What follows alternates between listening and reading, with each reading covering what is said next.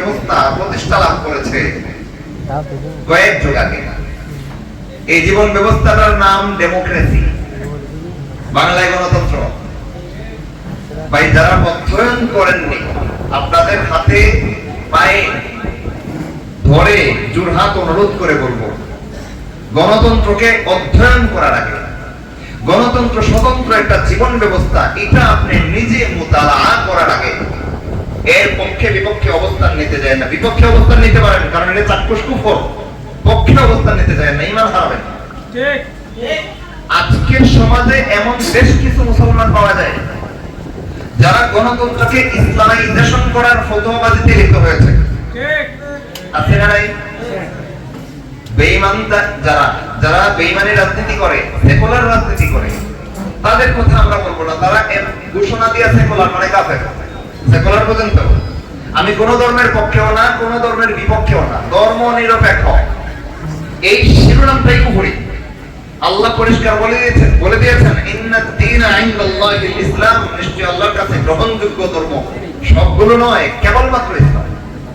তো যেগুলো বাতিল হয়ে গেছে, নিষিদ্ধ হয়ে গেছে, ওইগুলো আল্লাহর কাছে কখনোই গ্রহণযোগ্য হওয়ার সুযোগ আর নাই।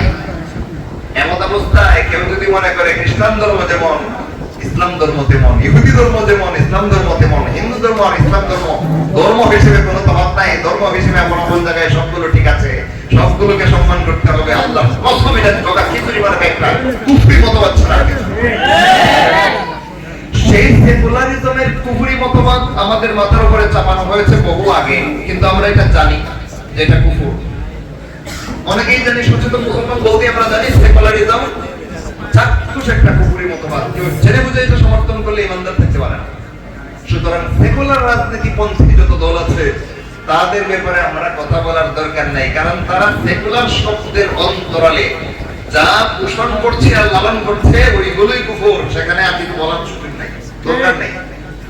আমাদের কথা হচ্ছে ইসলামপন্থী কোন রাজনৈতিক দল যদি এসে আব্রাহাম লিঙ্কনের মতো বিশ্ব কুফরি শক্তির পরিচালক একটা লোক, সে সারা পৃথিবীর বর্তমান দাবিদার বিশ্ব মোড়ল আমেরিকার এককালীন প্রেসিডেন্ট ছিল, এই দাজ্জাল তৈরি করেছে ডেমোক্রেসি নামক এক নতুন জীবন বিধান, ওইটার পক্ষে কোন ইসলামপন্থী রাজনৈতিক দল যদি এসে অবস্থান নিতে চায়, আল্লাহর কসম করে বলতে পারি জাহালত তার মাথায় জেগে বসেছে। আজকে পর্যন্ত গণতন্ত্রের তৈরি হওয়ার পর থেকে নিয়ে এই পর্যন্ত যত ওলামায়ে কেরাম পৃথিবীতে আসছে আর গেছেন, আল্লাহর কসম করে বলে কোরআন সুন্নাহ থেকে ইসলামী শরীয়ত ব্যবস্থা থেকে যারা দ্বীনকে শিখেছেন, বুঝেছেন, শিখাইছেন, এমন একজন আলেম গণতন্ত্রের পক্ষে বলার সুযোগ পান নাই। সবাই কুফরি ফতোয়া দিয়েছেন। মুতাকাদ্দিমিন বলেন, মুতাআখিরিন বলেন, গণতন্ত্রের উত্থানের পর থেকে আজকে পর্যন্ত সূচনার কালের আর শেষ লগ্নে যত আলেম বলেন, যত ফাতাওয়ার কিতাব বলেন, ফুলের সামনে আনেন, গণতন্ত্রের মতো চাক্ষুষ একটা কুফরি মতবাদকে কোন আলেম কখনো সমর্থন করেন নাই। সত্যিকার অর্থে কোরআন সুন্নাহ ভিত্তিক আলেম যদি কেউ শিখে থাকে, সমর্থন করার কথা। এরপরেও কেউ যদি এসে এটার পক্ষে অবস্থান নিতে চায়, সেজন্যই বললাম আগে জোরহাত অধ্যয়ন করো আগে।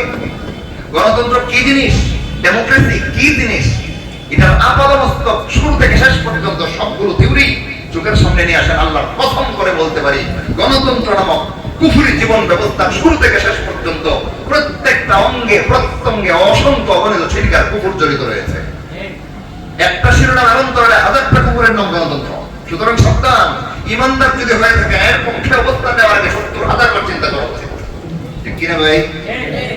যাই হোক, সেটা মূল আলোচনা নয়। বলতেছিলাম, এই গণতন্ত্রের মাধ্যমে তৈরি করা কুফরি সংবিধান সারা পৃথিবীর মুসলমানদের মাথার উপরে চাপায়া আজকে সে বিশ্বনবী মুহাম্মদুর রাসূলুল্লাহ সাল্লাল্লাহু আলাইহি ওয়াসাল্লামের চিরস্থায়ী শরীয়ত ব্যবস্থাকে চ্যালেঞ্জ করা হচ্ছে। আর বলা হচ্ছে বিশ্বনবীর মাধ্যমে আনিত জীবন ব্যবস্থা, বিশ্বনবীর মাধ্যমে আনিত শরীয়ত ব্যবস্থা রাষ্ট্রে বিশ্বে নাকি প্রচলমান নয়। এটা নাকি ১৪০০ বছর আগে সে গেলে বর্তমান জামানার নতুন আপডেট জীবন ব্যবস্থা নাকি ডেমোক্রেসি।